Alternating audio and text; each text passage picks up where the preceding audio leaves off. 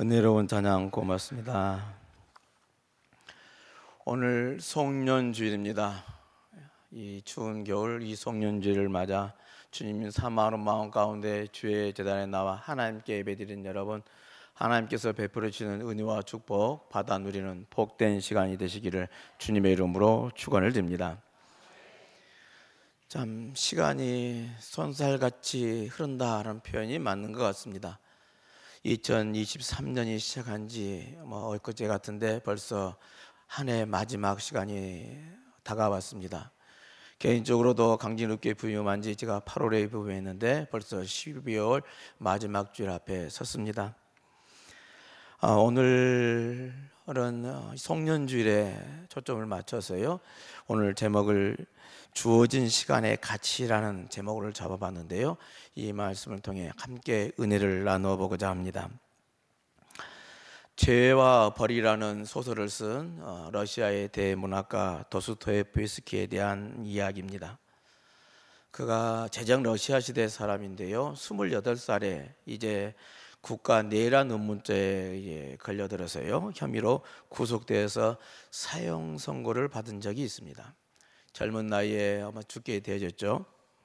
영하 50도나 되는 추운 겨울날 이제 사형 받기 위해서 총살형이었는데요, 기둥에 묶여 있습니다. 사형 집행 시간이 다가오고 되게 되는데 그가 시계를 쳐다보니 이제 사형 집행 시간은 5분 남았습니다. 이 5분이라는 시간을 어떻게 보낼까 생각하다가 이 도스토옙스키는 이분은 자기를 위해서 이렇게 나와준 친구들의 얼굴을 눈인사를 이렇게 하면서 고마움을 표시해야지라는 마음을 먹었고요. 또 이분은 비록 짧은 생이지만 28살 28년 동안 자신의 일생을 되돌아보는 회상하는 시간으로 갖고, 또 일부는 그래도 내가 이제 마지막 주니까 이 세상에 온 아름다운 이 자연, 대자연을 한번 휘둘러 보고 죽어야 되겠다 마음을 먹었답니다.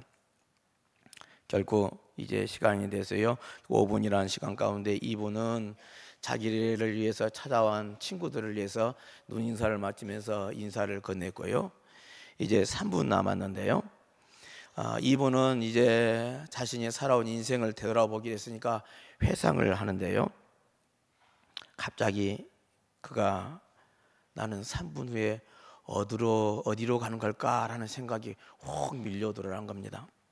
3분 후에 죽음 앞에서 이 3분이라는 나는 어디로 가는 것이지라는 이 질문 앞에 서버린 것이죠. 순간적으로 돌이켜보니까 28년이라는 생이요, 모두가 다 후회스럽고 뉘우치는 것들만 생각나더란 겁니다. 거기에 생각이 미치자요, 이제 내가 왜 이런 삶을 살아왔지 하면서 인생이 그 정신이 혼묘해지고요, 아찔해져가는 그 느낌을 받았답니다. 설상가상으로 이제 총사령이니까 총에 탄창을 장착하는 찰커덕한 소리가 들려옵니다. 근데 그 마지막 남은 순간이야 불현듯이 듯이 죽음의 공포가 밀려오는 그 순간요, 갑자기 밖에 소란스러워지면서요, 기병이 달려오면서 흰 수건을 휘두르면서 사형을 멈추라는 외침이 들려옵니다. 도스토옙스키가 이제 황제의 칙령에서요, 총살령 대신 시베리아 유배령으로 바뀌었다는 소식이 전해진 것이죠. 죽음 앞에서 살아났습니다. 그리고 그 칙령에 따라서 그는 이제 시베리아로 유배 생활을 보내게 되지고, 나중에 유배 생활에서 돌아와서요, 유배 생활은 4년이고 또 그의 죄를 감하는 벌로서 군대에 가서 4년을 근무를 하고 나서에 이제 풀려나게 되진데요, 그러나 그가 사형 집행의 그 순간 5분을 항상 잊지 않고 살았다는 것 아니겠습니까? 그리고 꼼꼼하니 시간을 아끼면서요, 준비해서 나중에 러시아의 최고의 문학가가 되졌다 하는 그런 이야기입니다. 오늘 우리도 2023년도의 마지막 주일을 보내고 있습니다. 우리에게 남은 올해의 주일은 오늘뿐이죠. 어쩌면 현장에 있었던 도스토옙스키의 생애 마지막 5분과 같다고 한다면 여러분들은 이 시간을 어떻게 사용하시겠습니까? 시간에 대한 정의는 수없이 많이 내릴 수가 있을 것입니다. 다양하게 정의 내릴 수가 있겠는데요. 오늘 주어진 시간의 가치라는 이 제목에 맞춰서 시간에 대한 정의를 내려본다면 이렇습니다. 시간이라는 것은 주어지는 것이다 하는 겁니다. 내 마음대로 늘리려고 해서 늘려진 것도 아니고 줄이고 싶다고 해서 줄여진 것도 아니다. 항상 시간은 주어지는 것이다 하는 것입니다. 또 하나, 시간은 생명입니다. 죽어 있는 것이 아니라 멈추어 있는 것이 아니라 흐릅니다. 움직이게 되어 있습니다. 살아있다는 이야기입니다. 그러기에 시간은 유례적입니다. 두 번 다시 그 시간은 오지 않습니다. 한 번 지나감으로 끝인 종말론적인 시간은요, 그래서 더 소중하고 중요하다 하겠습니다. 또한 시간은 고맙게도 우리 모두에게 공평합니다. 부자라고 해서 시간을 더 많이 쓸 수 있는 것도 아니고 권력자라고 해서 더 시간을 많이 가진 것도 아니라는 이야기입니다. 가난하고 힘이 없다고 해서 시간이 줄어드는 것은 아니라는 이야기입니다. 누구에게나 똑같이 주어지는 시간입니다. 그리고 무엇보다 중요한 것은 이 시간이라는 것은 기회라는 사실입니다. 기회. 1분이든 1시간이든 하루든 1년이든 그 시간은 그대로 가요. 소중한 기회라는 것을 여러분 잊지 마시기 바랍니다. 그런데 우리가 이 시간에 대해서 좀 더 구체적으로 생각해 볼 필요가 있는데요. 시간이라는 것은 절대적인 시간과 상대적인 시간이라는 것이 있습니다. 절대적인 시간이라는 것은 우리 모두에 주어진 똑같은 시간입니다. 하루 24시간이라는 것은 모두에게 다 똑같이 주어진 이 절대적인 시간이라는 이야기입니다. 근데 이 24시간을 어떻게 활용하느냐, 어떻게 사용하느냐는 것은 상대적인 시간이 되는 것이죠. 내가 어떻게 활용하느냐에 따라서 다 달라지더라는 이야기입니다.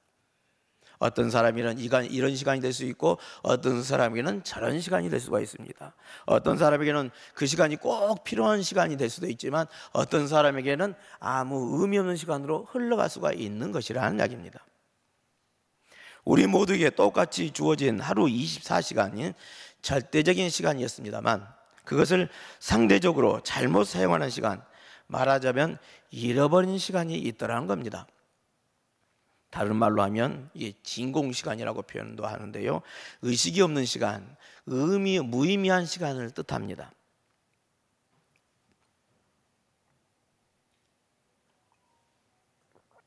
오늘 본문 말씀에 보면은 에베소 5장 18절에요, 술 취하지 말라 이는 방탕한 것이니 라는 표현이 있습니다. 술이 취해서 몽롱한 시간을 말씀하고 있는데요, 이게 진공시간이요, 아무 생각 없이 반복적인 의미 없는 시간이라는 이야기입니다. 마시고 자고 마시고 자고 마냥 의식 없이 반복하는 것, 이 무의미한 시간이라는 것이죠. 생명이란 말은 곧 의식이라는 말과 같습니다. 살아 움직이기 때문에 그렇습니다. 밝은 의식에 살지 않으면요, 그것은 죽은 것이나 다름없는 의미 없는 시간이 되어지는 것이죠. 그런데 사실 시간이라는 것이요, 우리가 잘 간수하고 싶어서요, 잘 간수하려고 해도요, 생각대로 잘 되지가 않을 때가 너무나 많습니다. 내 시간을 마음대로 계획을 세우고 의미 있게 보내보려고 하지만 그게 내 마음대로 되지 않을 때가 많더라는 겁니다. 때로는 내 시간이라는 것을요, 남에게 빼앗기는 경우도 많습니다. 만약에 여러분에게 평소에 잘 알지도 못하고 또 그렇게 친하게 지내는 사람도 아닌데요, 사전에 약속도 없이 불쑥 찾아가지고 대화를 청한다고 합시다.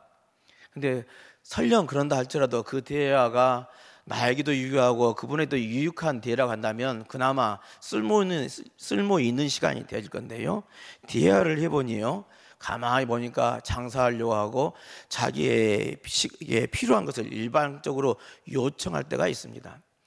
그러면 어떻습니까? 여러분, 짜증나잖아요. 그것도 시간을 1시간, 2시간 빼앗아 가면서 이렇게 못 살게 귀찮게 굴면은요, 어떤 의미에서는 내 시간을 강도받는, 빼앗기는 것 같은 느낌이 들기도 하더라는 이야기입니다.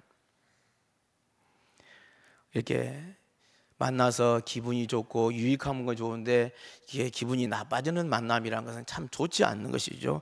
남에게 주어진 소중한 시간을 조금이라도 빼앗는다면요, 그것은 잘못된 것이라는 이야기입니다.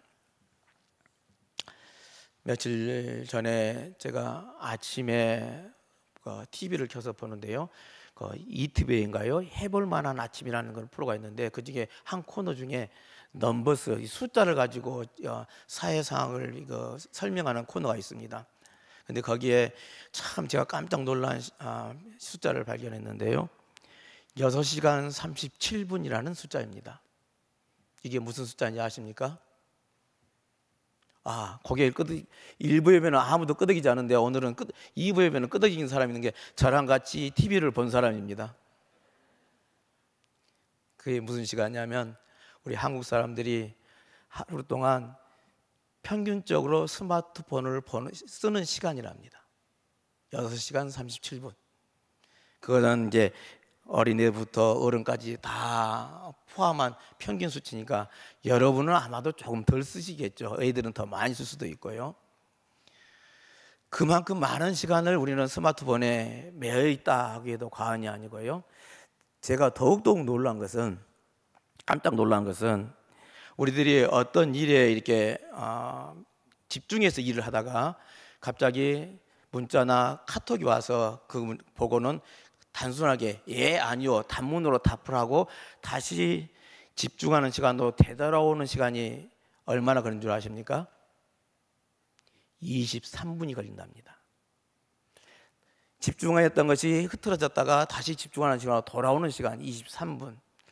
앞에서 설명한 것처럼 우리는 무의미하게 시간을 보내는 것 우리들이 그냥 아무 생각 없이 문자를 보내고 카톡을 보낸다 하더라도 그것을 가만히 생각을 해보면은 그만큼 많은 시간을 상대방에게 빼앗는 것은 아닌가 하는 생각들이 함께 들었습니다. 이렇게 남에게 빼앗기는 시간이 있는가 하면요, 내 스스로가 이제 스스로에게 빼앗기는 시간이 있습니다. 가끔씩은 스스로가 무엇인가 괜한 시간을 낭비했다, 참 그런 생각이 들 때가 있죠. 지나고 나면 정말 아까운 시간, 그런 시간이 있지 않습니까? 아이고, 그 시간에 내가 다른 거 했으면 정말 유익한 시간이었을 걸, 더 좋은 생산적인 일을 했을 걸 하는, 그렇게 보내는 시간들이 있습니다. 더군다나 그것이 남을 미워하고 데 사용했다면, 시기나 질투하는 데 사용했다면, 괜한 오해하느라고 나의 천국 같은 소중한 시간을 빼앗기는 꼴이 되었다고 생각한다면 이게 얼마나 바보스러운 일입니까? 이렇듯 우리에게는요, 잃어버린 시간이 너무나 많더라는 이야기입니다. 나아가서요, 우리에게는 부자유한 시간도 있습니다. 말하자면 도무지 어찌할 수가 없는 그런 경우가 있는데요, 육체적으로든 아니면 경제적으로든 사회적으로든 모든 문제에 걸쳐서요, 내 자유의지대로 할 수 없는 그런 시간들이 있더라는 겁니다. 피치 못해서 끌려가면서요, 빼앗기는 시간입니다. 내가 스스로 선택할 수도 없고 어쩔 수 없이 소모할 수밖에 없는 시간들도 많습니다. 이런 시간 역시 온전히 내 것으로 산 시간이라고 할 수는 없는 것이죠.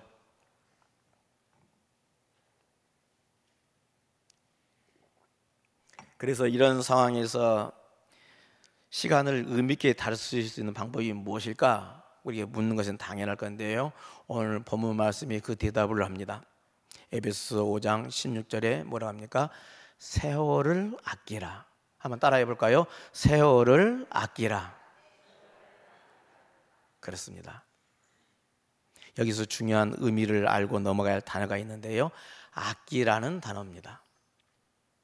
이 단어에는요, 속량하다라는 뜻을 담고 있습니다. 따라서 세월을 아끼라는 이 말씀을 다시 풀이하자면요, 세월을 속량하라, 시간을 속량하라라는 그런 뜻이 있는 것이죠. 좀 더 구체적으로 풀어보자면요, 최선의 시간, 최고의 시간을 만들기 위해서 대가를 지불하라는 그런 의미입니다. 그 가치 있는 시간을 만들기 위해서 희생하고 그리고 대가를 지불해야만이요, 그 가치 있는 시간이 되진다는 이야기입니다. 희생과 대가를 지불하더라도 가치 있는 시간의 가치를 높여라. 아주 의미 있는 귀한 의미가요, 오늘 본문 말씀인 세월을 아끼라는 이 단어 속에 담겨 있더라는 이야기입니다. 이렇게 시간의 가치가 정말 중요한 말입니다. 그렇다면 우리가 그리스도인으로서의 하나님 앞에 인정받을 수 있는 가장 가치 있는 시간은 무엇이라고 생각하십니까? 하나님께서 인정하시는 가장 소중한 가치 있는 시간, 그 어느 시간일까요? 예배 시간입니다. 아멘. 예배 시간입니다. 하나님을 예배하는 시간, 하나님이 가장 기뻐하시고 인정해 주시는 가치 있는 시간이라는 이야기입니다. 예배 시간만큼은 우리가 정말에 하나님 앞에 섰을 때요, 인정받을 수 있는 가장 확실하고 소중한 가치의 그 시간인 줄로 믿습니다. 다른 사람들에 비하면요, 그 시간은 희생이요 대가를 지불한 시간입니다. 그렇죠? 여러분들은 대가를 지불하고 이 자리에 나와 앉아 계십니다. 장사하는 사람들, 그 시간에 장사하면 내가 돈을 얼마를 벌 건데 계산하면 이 시간에 못 나오죠. 나를 참 중요한 노는 데 빠져 있는 사람 같은 경우는요, 노는이라고 이 시간에 못 나옵니다. 나올 수가 없습니다. 비즈니스를 하면서 소중한 약속을, 그 시간을 거절하지 않고는요, 이 시간에 나올 수가 없는 것이죠. 그만큼 희생과 대가를 지불하고 우리는 이 시간에 나와 있는 것이라는 이야기입니다. 하나님 앞에서 가장 가치 있는 시간으로 드리고 있는 것이죠. 그런 의미에서 한 해의 마지막 주일에 선 우리들의 예배 시간은 어떻습니까? 정말 가치 있는 시간이 되도록 우리는 한 해를 보내왔다고 자부를 하시는지요? 적어도 주일 예배는, 또 주일 밤 예배는, 수요일 밤 예배는 가치 있는 시간으로 만들어 오셨습니까? 여러분, 이것만큼은 하나님이 가장 소중히 여기고 가치 있는 시간으로 여긴다고 했으니 우리는 이것만큼은 지켜야 될 줄로 믿습니다. 올해 성공하지 못했다면 내년에는 꼭 성공할 수 있는 시간으로 결단하시기를 바랍니다. 그것이 세월을 아끼는 가장 현명한 방법인 줄로 믿습니다. 그리고 우리의 삶에 대한 생각을 좀 바꿀 필요가 있다고 생각합니다. 세상에서 무언가 업적을 남길 만한 일을 해야만 한다는 이 강박관념, 뭔가 업적을 남겨야 된다는 이런 강박관념에서 벗어나자 하는 그런 이야기죠. 조금만 마음을 비우고 생각해 보면 하나님 앞에는요, 사람이 얼마나 굉장한 일을 살았느냐, 얼마나 업적을 남겼느냐, 이것은 정말 중요하지 않습니다. 그것보다도 내게 주어진 시간을 얼마나 꽉 차게 살았느냐가 더 중요한 것이죠. 한 시간을 얼마나 소중히 살았느냐는 문제라는 이야기입니다. 특별히 하나님 앞에서의 시간들을 우리는 매 순간을 알차게 살다 갈 수 있어야만 하겠습니다.